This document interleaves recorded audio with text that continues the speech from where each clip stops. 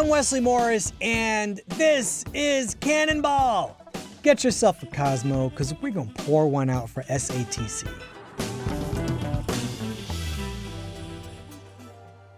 By now, you have probably heard the news.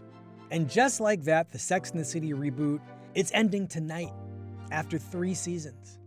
They kept it under wraps until the last possible minute. That this wasn't just the final season. This was like the end, like forever ever. It's exactly what you do when you're afraid to tell somebody something you know is gonna crush them. And, I am a little crushed, but if I think about it, I'm also not surprised. From Jump Street, this show got ripped a new one for being cringe, for being woke. People love dunking on it. It's like Carrie, Miranda, Charlotte, minus Samantha, because somehow she knew better.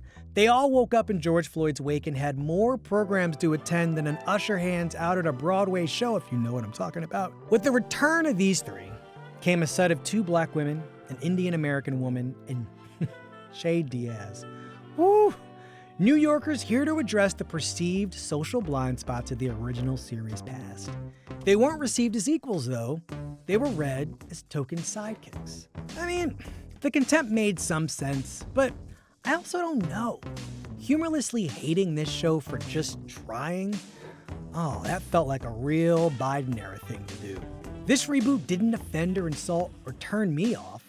I actually was seduced. And so, I had to wonder, among all the disdain for this reboot, have people been watching this show incorrectly this entire time? I knew my pal and colleague Taffy Brodesser-Akner shared my love for And Just Like That her love for it probably surpasses mine. Taffy's the author of dozens of superb profiles and essays. She's also making TV of her own out of her 2 novels. The second of them, Long Island Compromise, is in development right now. And so, before we got the news that tonight's episode was gonna be the last, I wanted us to make out with this show for a little while. Definitely Samantha would approve. We wanted to ask, why can't y'all feel what we feel? But clearly, it wasn't enough. So please, enjoy what is now a eulogy.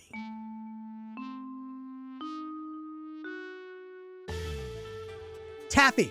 Hi, Wesley. Welcome to Cannonball. I'm so excited to be here. I can't believe you're here. I'm so excited to be here because I am so excited to finally be speaking with someone who loves this show the way I do.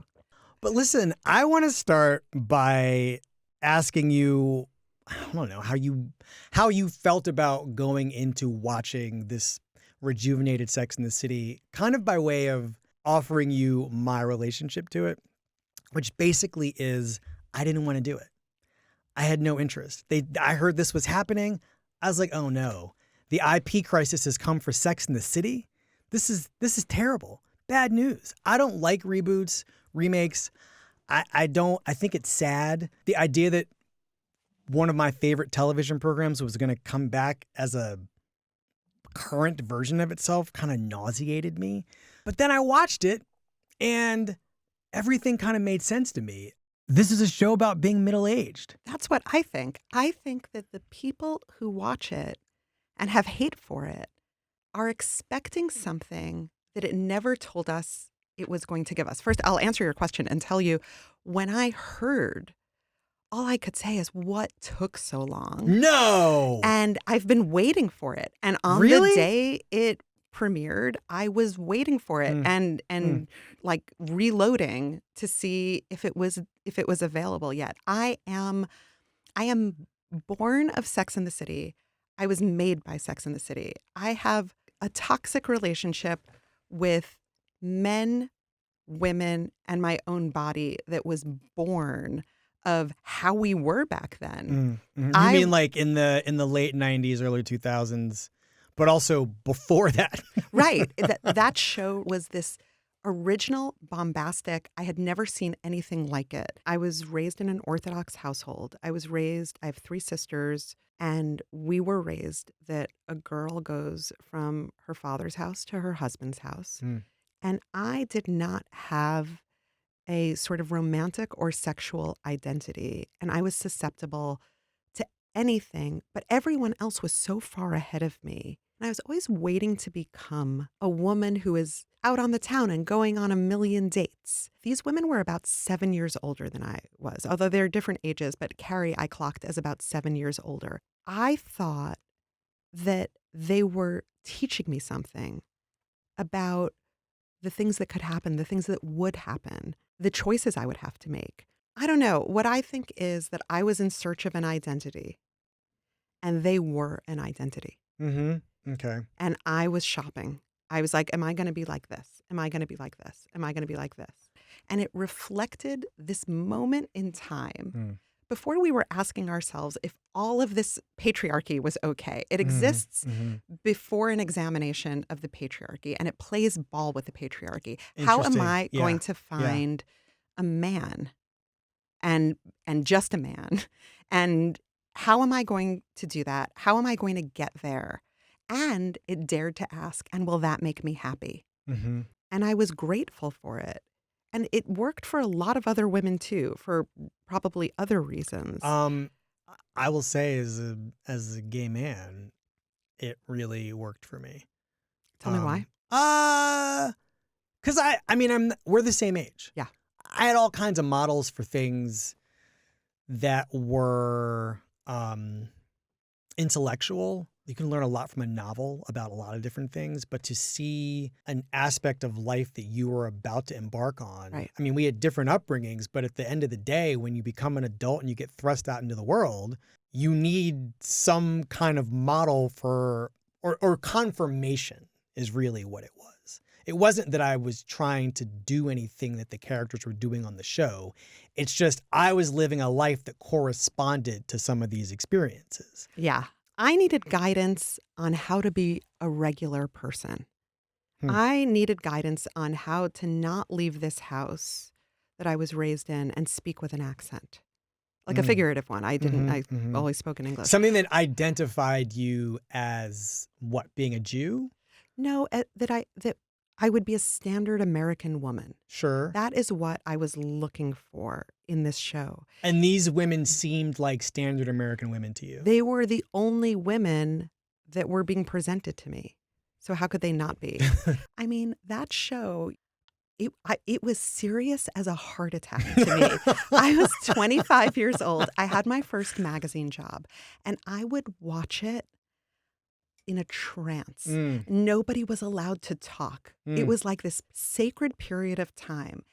And I lived on the Upper East Side at the time, which was like Carrie. It was actually one of the least expensive areas of Manhattan at the time that you could find. The Upper East Side? Yeah, that in the late 90s and early aughts, you could find an apartment that had been cut into 4 so that 3 people didn't have a window. And there was good transportation and there was good food.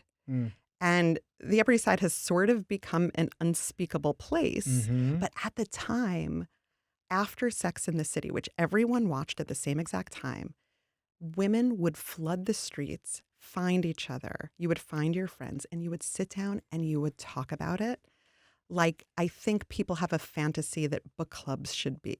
But this was actually, we all took it tremendously seriously. It was important to us. Right. No other show showed a woman's point of view asking questions about these things. No other show showed friendships like this. You said that you found out this was happening. You were in. Yes. It was not a difficult decision for you to make to watch the show. It was not a decision. But there was no decision. It was not a decision. You're just like, you were banging the table with your knife and fork, like, where is my meal? Yes. The thing that astonished me about watching it, because I didn't watch it immediately. It was like I came in maybe 5 weeks in, because I was hearing people talk about it in different ways, which we'll get to.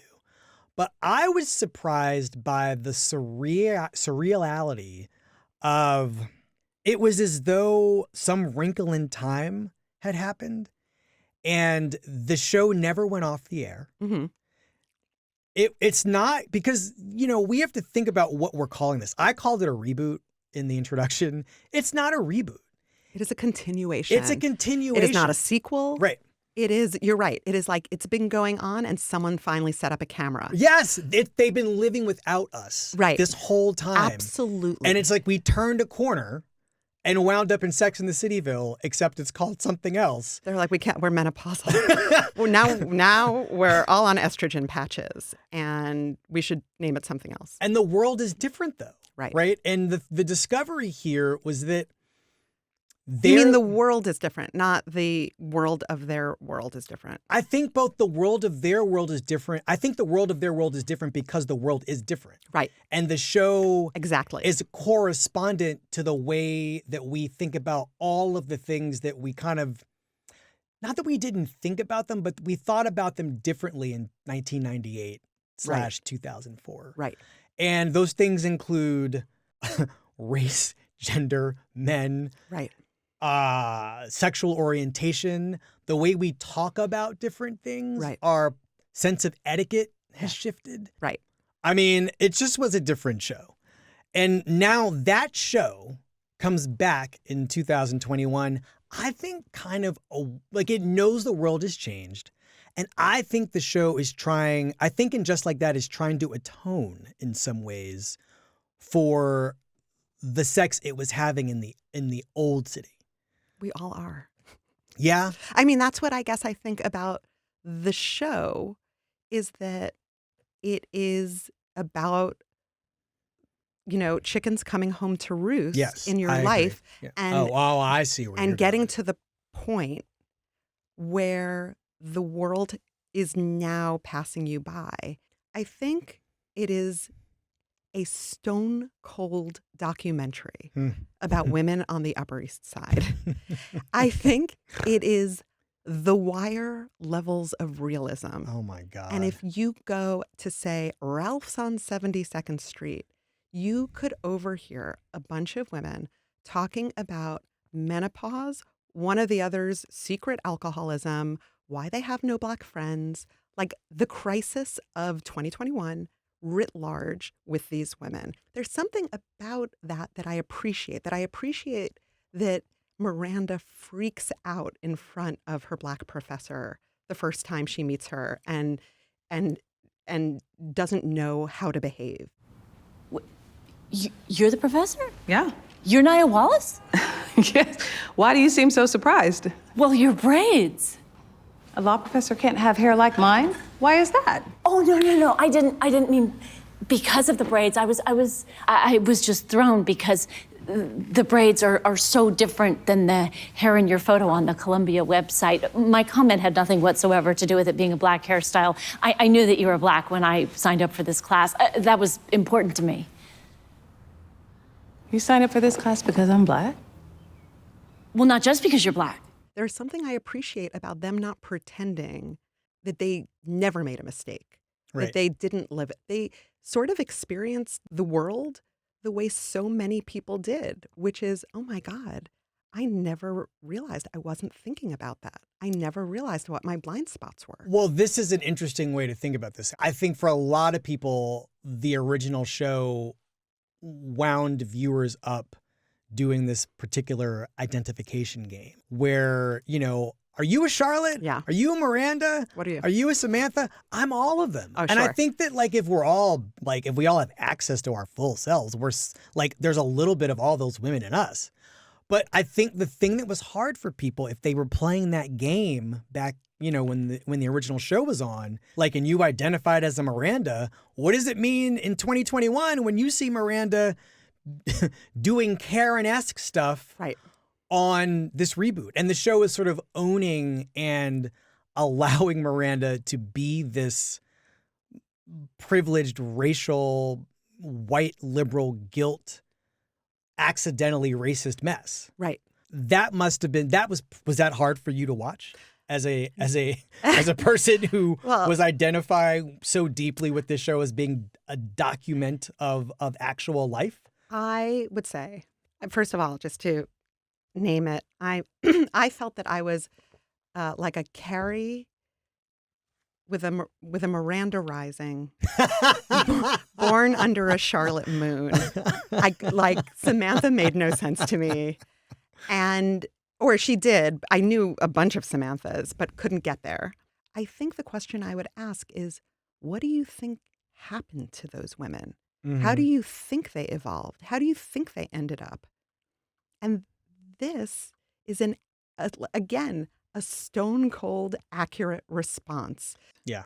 I want to actually talk about the contempt for the show for a second, because I didn't not understand it, right?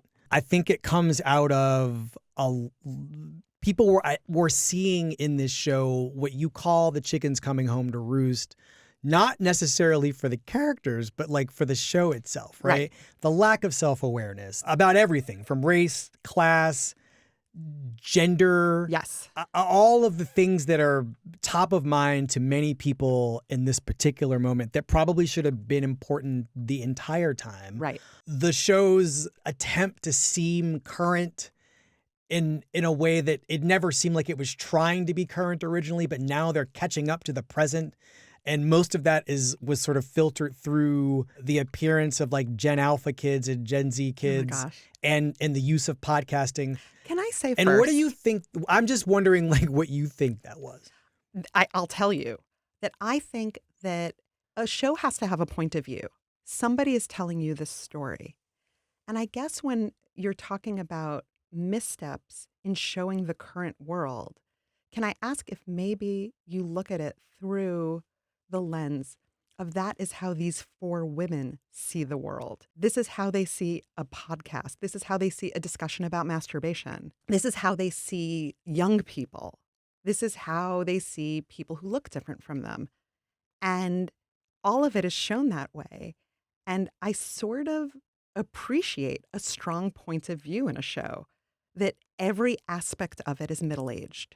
Yes. That it is not trying to show, like, I am middle-aged. I'm 49 years old. When I was in culture meeting conversations, hoping that I could figure out who everyone was talking about, as it slowly dripped away from me, as it was stuff I had to research instead of know. Like as I started writing almost exclusively about either the hugely famous or, like, I don't know, maybe I'll go back in time and write about Val Kilmer. It was because I sort of lost the thread on what is how to be in the present, on what the story is on why these people became famous. When I was writing about famous people, on do I understand the culture well enough to write about SZA, Bad Bunny, any of the people that I'm reading great profiles on now?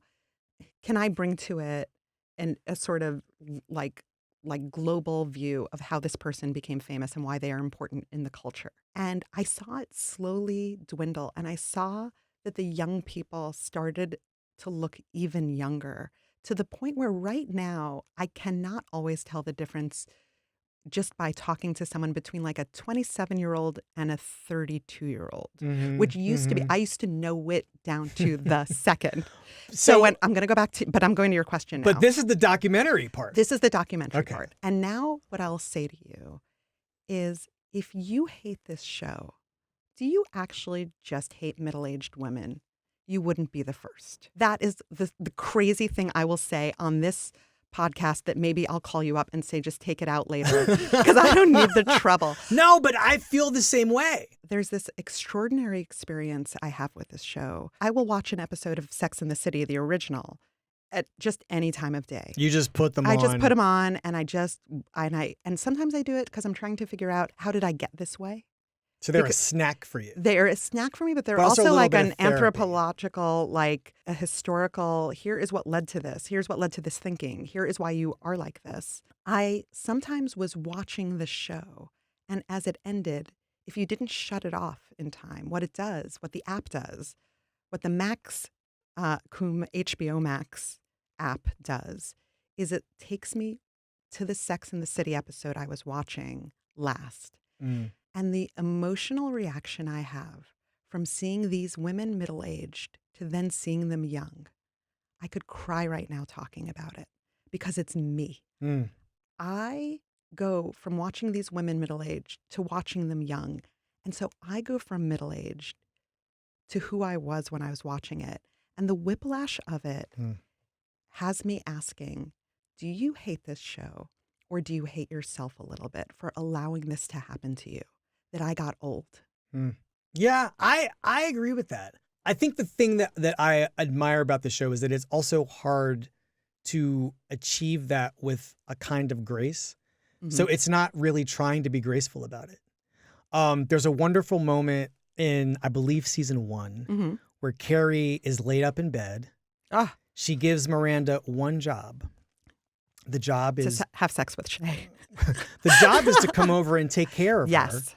And Miranda signs up for it. Of course, I'm your friend. I love you. I will do anything you want. I will come and you need to help me you need help to the bathroom. I will help you to the bathroom. And it's a hip operation. It was the first sign to me that they were not going to be vain. Right.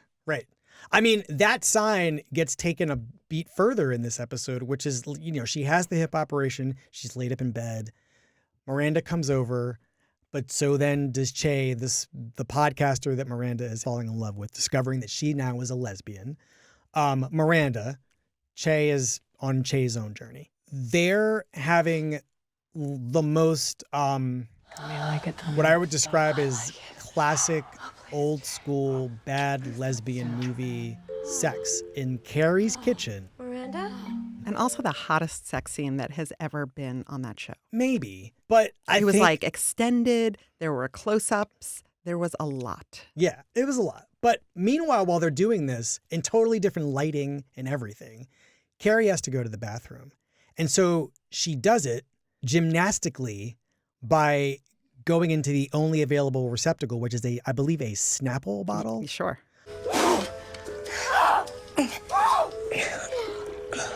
That was the best feeling I've ever had in my life. Product placement where you can. That is, I mean, that's new for TV. That is new for 50-year-old women. But it also, to me, was indicative of what this show's priorities were going to be. Right. Which was not making anything cute. Remember all that sport sex that they were having in the olden days? It is over. The new sport now me peeing in a bottle. is, can I aim my urine in this bottle? While you discover new things about your sexuality, which brings me a little bit to Carrie. Do you remember her reaction? How she beat the crap out of Miranda after that. Yes. And Miranda is has landed on a new planet and has discovered something about herself that she didn't know. But her friend, instead of okay, tell me what's going on. That was an awful 6 minutes, but you tell me what's going on because this is a huge change for you. She's livid. She is livid. And I want to say about Carrie that we talk about anti-heroes a lot, right? Oh, I don't know where you're going, but I'm definitely here for her joining Breaking Bad, The Sopranos. Sure. I feel that the world has been trying to show female anti-heroes for slightly less as long as they've been showing us male anti-heroes, right? And the question that the last 20 years has been asking is, what is a female anti-hero? And the answer is often, she curses a lot. She dumps men. She drinks. She loves them and leaves them, whatever it is. Like things that we don't associate with polite female behavior. But actually, what if Carrie Bradshaw is the first legitimate female antihero, born long before we had our badass girl boss revolution? Oh, I see.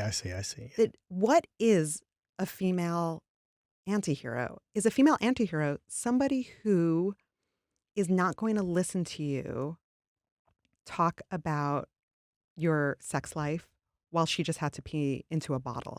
Interesting.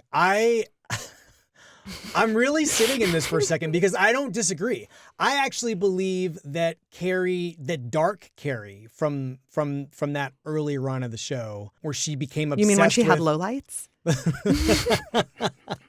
That was season 4. Yes. Wasn't that also when she was chasing after Big? Yeah. And, she has an affair with her current boyfriend, who's Aiden. And she just becomes a person who becomes obsessed with stalking a man and committing all kinds of behavior that, you don't typically associate with what I would say on a different show would have just been a princess figure. Right. Would have been looking for love and failing to find it, but you just shake the Etch-a-Sketch with each new episode, and another possibility for sweetness and satisfaction would take place. Instead, you got a show where your heroine is suddenly in Fatal Attraction. Desperate. Yes. There is a supercut on the internet somewhere of Carrie surprise visiting Big. And in like 30 seconds, it makes an incredible like case. a door opening, and she's just in and like she's a like, negligee. ta-da! Yeah. Or she comes in and she's in a beret with a baguette because Yes. he's going to Paris. She does everything that my mother told me you are not supposed to do to keep a man. She is desperate. She is needy. The show refuses to show any evidence as to why this man has captured the heart and attention and obsession of our heroine. Except that he's unavailable, basically. Right. She can't have him. And by the way, that used to be enough. It used to be we all understood it and we all agreed. Yes. And now an actual show that was like lowercase w woke, right? Would say that a woman wouldn't stand for that, when actually most of the young women I know still do. I want to take a second to sit in the world of this new road the show has gone down, because I'm going to call it this. It's the same show, but it's just opened up. And one of the things it's opened up into is bringing these other women into the world of the show. One is this real estate agent played by Sarita Chowdhury. Her name is Seema Patel. Nicole Ari Parker plays this woman, Lisa, who becomes friends with Charlotte. Their kids go to this ritzy private school together. This is an Indian woman who grew up in Queens and a, wealthy Black woman. Yeah. And I think in there for a while, for 2 seasons, there was another Black woman, this professor that Miranda becomes friends with. Her Played professor, by Karen Pittman, whom I love. Yes. She teaches at Columbia Law School. Miranda's a student there now. And you spend a lot of time on this show in the inner lives of these other women. And I think one of the complaints about the show initially was that these women were here as tokens. Right. But I think for the people who had that complaint, and I was not immune to it, but I kept watching and I saw the show incorporate them in a way that felt really meaningful and persuasive. Right. And you got let in on a question that I frequently had in the old version of Sex and the City, which is, what would it look like for these worlds to also look at what it is like to be married and or single as a non-white woman? It's not radically different, as it turns out, which is also part of the point. If you are rich. If you've got the resources, yeah. Yes. For instance, the Seema character has done the work of standing in both in terms of her self-confidence, her comfort with herself, but also her interest in companionship. She's doing a lot of the work that Samantha did on the original show. Right. And yet is a wholly different character. And is a completely different character. Yeah. She's got a great moment in the 3rd season of this show where she's talking about this hate dating idea. I think that's what I'm doing with men. Hate dating. And what exactly does hate dating look like? And why she goes on all these dates. Which is because she kind of enjoys not liking the men. Right. So yeah, me and my ex, we're really right for each other. But we love our kids, and we're determined to stay in each other's lives, so they don't suffer. You know what I think, Wolf? I think your divorce isn't final. I think you're shopping around, sampling the merchandise. And you're gonna reconcile with your wife about 10 minutes after you tell me you love me. She just knows they're lying. She knows they're going to disappoint her.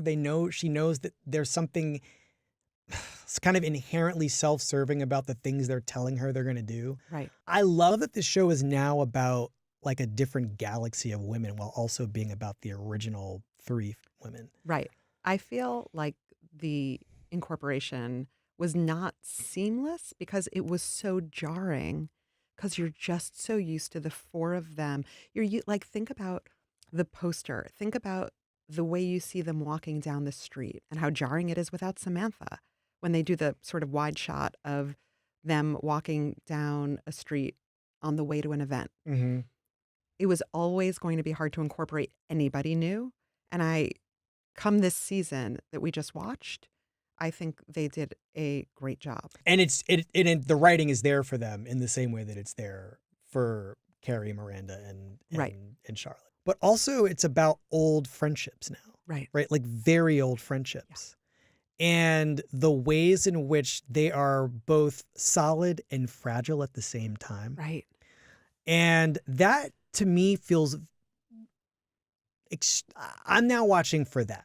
I'm now watching to see how these people are going to maintain a long friendship and build new friendships. I'm interested in that. I'm also interested in the same way I was watching it as a young woman trying on a sexual identity or a romantic identity. I now watch it in my own sort of mellowing and watching their accelerated mellowing because they're older than I am. And they're the same distance now between me and them as there was when I was younger. And it is letting me off the hook when I think of friendships I have that have curdled into like friendships you keep around because you can't make old friends, because you need someone who remembers things. You can't make old friends. You can't make Let's old write friends. that down. I'm going to write that down. You can't make old friends. You can't have people the people who knew you when you were all potential, the people who look at you and still see you in your 20s, no matter how hard they try. Like, I look at you and I don't know if you've aged, but I also know that you and I have known each other for 15 years and you look to me like you looked when I met you. I don't see you as different. I don't know if you see me as different. I don't. And that's an incredible gift of friendship. If we met each other today, I'd be like, that guy's 50, like me. We both like, do I look like that? Right? Like, that's the thing. But we look like we did when we were younger. And I look at them now and I see the way they let me off the hook when I struggle to wonder why some of my relationships are bad, why I behave a certain way in friendships where there's a sort of struggle for control. I look at them and I say, oh my God, it's not going to get better. It's not just happening to me. I might as well just roll with it. What do you mean by that? I mean that, well, can I show you a scene? Sure. Do I set the scene up at all? By all means, because I don't know what's about to happen. Okay. So this is episode 7. It's called... From season 3? From season 3. Okay. It's called They Want to Have Fun. Oh, this is a great episode. This is the house party episode. This is a house party episode. And this is a portrait of a controlling friendship where Carrie says, I want to throw a party for Charlotte. A party for her birthday next week. Okay, let's do it at my new place. I've been wanting to have a And Miranda's like, I just got this new apartment. It's furnished. I'm going to have it at my place. Bigger party. And I have all that space. And Carrie's like, we're not having it at your place. Yeah. Just let me plan it. Okay. Well, it doesn't have to be a big Miranda, still game, comes in a silver lame jumpsuit. I love this scene because it is very much a best friend thing to be the last person in the house, in the kitchen, eating leftover cake in your lame jumpsuit. If anybody knows the make and model of Carrie's dress, please contact me immediately. I feel I would look good in it. I don't think I could fit into it. Carrie is still in her party dress. Yes, they're both still in their party clothes. I think Charlotte had a fun time. Oh, she did. I'm so glad. Yay, us. And you and Duncan seem to be having fun as well. Kind of caught a little vibe there. Saw you across the room laughing and sipping his drink. She's so satisfied with the observation. Yes, I laughed and I sipped a drink. What are you saying? Wait, are you upset? Look how terrified Miranda is. I don't understand what's happening right now. We were Just doing a fun little party debrief. Miranda, I'm in a relationship. Well, of course you are. I was just saying it was nice to see you having fun. I don't have This is a fun. friendship dynamic. You know what? Never mind. No. Don't do that. It's just... What? It's just sometimes it seems like you're working so hard with Aiden. Well, yes, I guess I am. And that is when Carrie comes and stomps her city. I laughed and had a sip of scotch. I am allowed to laugh and sip scotch. Of course you are. That's what I'm saying. No, that's not what you're saying. What are you really saying? But Sarah Jessica Parker, she is acting the not wanting to own the revelation of being caught in something she doesn't even know she's expressing. Yes, but you know how there are like a million bones in your feet and they all work together in a way you can't even imagine to take a step? That is how women communicate with each other. They are like constantly testing what is okay to say and what is not okay to say. And this is like Carrie I would call this lashing out. I would say this is lashing out, making Miranda feel unsafe. This is her primary relationship. She's divorced now. Mm-hmm. And Carrie takes the power that every woman who is someone else's primary friendship knows she has, and she serves herself and her own anger, which is what is so amazing about this show as it depicts friendship. I agree. But I just want to think about this because Carrie is receiving it as an attempt to wrest control of a narrative. Right. And to tell her what her story is actually about. That's an interesting interpretation. But I think everyone here is a little drunk and feeling Don't blame it on the alcohol. You know, it's funny that I just want to reflect back to you that what actually you brought up Sarah Jessica Parker. Mm-hmm. You defended Sarah Jessica Parker acting here. You take this scene very personally. My criticism of her behavior in this has triggered you. Tell me why. Because I think Miranda is, oh my God, here's the documentary part. I think Miranda is, Miranda's always trying to judge people. The minute Miranda starts in, I'm like, oh, I know where this is going. This is going to turn into a judgment. She's going to accuse Carrie of cheating on Aiden with Duncan without any proof. And Miranda has never met a conclusion that she could not just leap to. Right. I think Carrie is kind of using 30 years of friendship to call her out on it. I don't know. I feel there like is a way to communicate that. You're right without about making the women her friendships, afraid. though. Yes. I just think that even if I totally agree with what you're saying or identifying, I mean, I do agree with it, but it's not hitting me the same way that it's hitting you. I think that the way that you and I are talking about this relationship right now makes it real. Sure. And I feel like the thing that is real about it is the way time allows for something like this to reveal these fault lines in the friendship that may not be visible to the two women having the conversation, right, but are very clear to us because we've been here the whole time too. Right. I don't know. That is such a wild thing to experience on a show. Right. To have been with these people for so long. Because, Wesley, we can't make old friends either. Like when I turn on any one of the 13 apps I have on my smart TV, they're all asking me to engage in something new, to learn about new people. But also, because of how fickle TV has gotten as an industry, I don't know if I should invest in these people. I don't know if they're going to be gone in one season. I don't know if they're going to be gone in half a season. I don't know if I'm going to wake up and find the entire show taken off the platform for a tax deduction. But with this is rewarding something I already know. these friendships, I am safe in these friendships. These two people are safe in these friendships. There's no universe where they stop talking, except, the Samantha. Do you remember what the premise of Samantha leaving was? She went to London after Carrie fired her as her book publicist. She fled to London. And some of the first season of this is spent.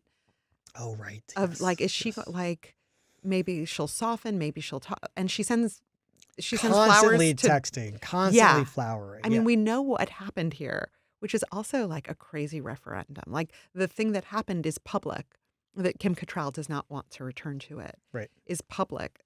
So there's this, like, to further the realism, there is the one friend who just disappeared. And that happens a lot too. The friend group is not the original friend group. Someone left, went to London, couldn't deal with it anymore. I don't know. I think it's like such a mirror to how hard it is to love each other as hard as these kinds of friendships love each other. I don't know. It's been really fascinating just thinking about why I am so drawn to this show, because I actually find being in this world kind of moving. Right? Me too. At the end of that fight that Carrie and Miranda have. I'm sorry. I said those silly things before.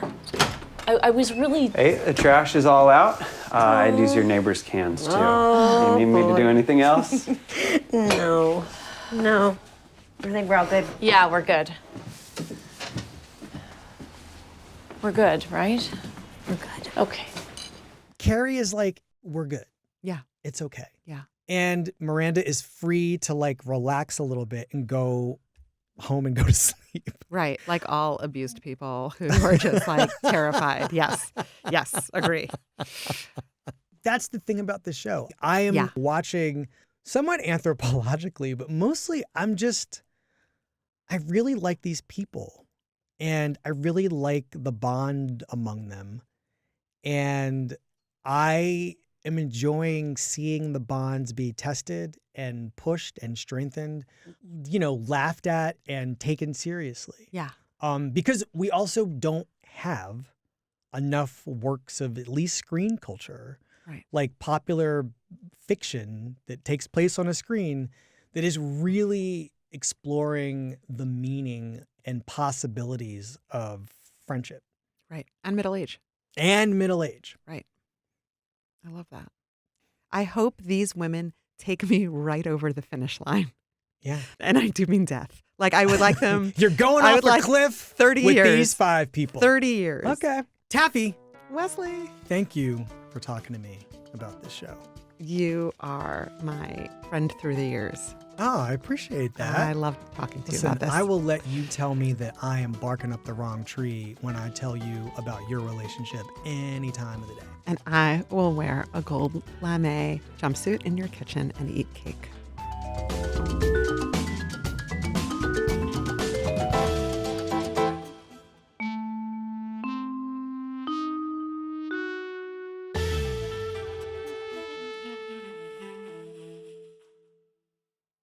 Taffy, I can't believe I just said goodbye to you and now I had to call you back. You needed to be summoned to go over some breaking news. The universe is gone. Taffy, WT that FF. I was so shocked and upset by this and really not prepared for it. Were you? No, I was surprised. But the news person in me is just like, oh my God, more work. But just like that person in me was like, you know what? I like it. I like it when things that I'm not ready to say goodbye to me. And it seems like this was it. They had gotten to the end of a thing that they didn't feel like was worth continuing because it was in a satisfying place. And why go through all that hate, opprobrium, backlash, second guessing, and contempt? But you and I were talking about this thing going on till we die. Now the show has died on us. Or them. Or them. Oh, man. Yeah, I do wonder if this show could not survive the discourse around it. That maybe everyone involved was, too successful and had enough money, or I don't know. Listen, this is grief talking. Like, your stage of grief is you're upset that you have more work to do. I've got some more grief. My stage of grief is that I am on a witch hunt. Shit. I just wonder if this show needed to be rooted for more than it was. And I guess so I blame everyone. I blame the people who were snarking about it and who could not bear a documentary about women on the Upper East Side. Yep. I would have liked to have seen what happened to Carrie once she exits the post-Sex in the City world. Like, she's gotten rid of Aiden and now she's living on her own terms. I want to say I have seen since then the first episode of the final two, and it does seem interesting to me, and I love it. The way they seem to be wrapping it up is in this compelling stand for why can't this woman who should clearly be alone, who has spent all season proving she cannot live with others, can she be alone? Can she have some peace? And I hope that the answer is yes, because as I said, one of the things that was, in retrospect, I was rooting for Carrie and Big to get together at the end, the way everyone was. And it was Paris, and it was the name necklace, and it was everything. I was rooting for that. But now I'm older. Some people who give it a try, who have had a happy marriage, who have not had a happy marriage, it is okay for them to decide, I have these good friendships. I have all this money. I have this shoe collection that I call Lover. And maybe I don't need anything more but my writing. And I guess the most revolutionary thing this show could do, it was revolutionary before. It's revolutionary right down to them talking about menopause. And now it's revolutionary in that it seems set up to leave Carrie content and alone. I just wish that I had been told this would be the last season. I don't know that it would cast a shadow. I think it would have just been confident storytelling, right? Like, this has been 3 seasons and we have enjoyed it, and we've gone down all of these avenues, and Miranda is safe in a relationship and a new identity, and Charlotte has evolved by staying the same, and Carrie is going to end up alone, like almost in a storytelling correction. May we all be granted so much grace. I know, this is why I'm saying I'm okay with them going. And I want to say also, I think this is a good time to say thank you, Taffy. Like, I mean, not, you're fine. I'll say not thank- from I me mean, to you. I'm okay with my son. I know to say it to them. I'm okay with my son going to college. It's right on time. But aren't I allowed to be sad? I'm not telling you not to be sad, but we're talking about stages of grief. You know what? Here. Let's accept it. Live Let's do in stage front one. of you, Yep. I am going to accept this. I am going to accept it, and I am going to say thank you to this entire show and everyone who made it. And I appreciate the opportunity it gave me to reflect on who they became and what I became while I was watching. I also am going to pour one out because those people helped make me me. They made the city I live in seem way more fun than it sometimes actually was. They made sex seem like it was worth continuing to have even when it never even seemed to work. They made friendship seem worth delving into and continuing to try to build upon. And maintaining. And maintaining when it's hard. And knowing that you can't make old friends. Yeah. It's how we learned the value of hoes over bros. Are we allowed to say stuff like that? Hoes over bros. Well, we're gonna take it. Not only we're gonna take it, Taffy. Hoes over bros. Amen. Amen.